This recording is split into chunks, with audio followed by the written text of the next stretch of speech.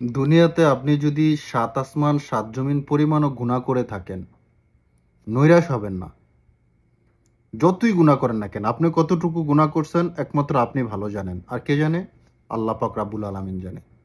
আল্লাহ বারবার এই কথা বলছেন যে তোমরা আমার রহমত থেকে নৈরাশ হইও না।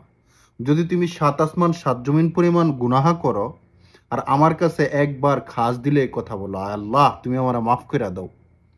আল্লাহ এই কথা বলতেছেন যে সাত আসমান সাত জমিন পরিমাণ গুনাহ করার পর যে ব্যক্তি আল্লাহর কাছে তওবা করবে, আল্লাহর কাছে মাপ চাইবে, আল্লাহ তাআলা তার এই সমস্ত গুনাহ মাফ করে দিবে।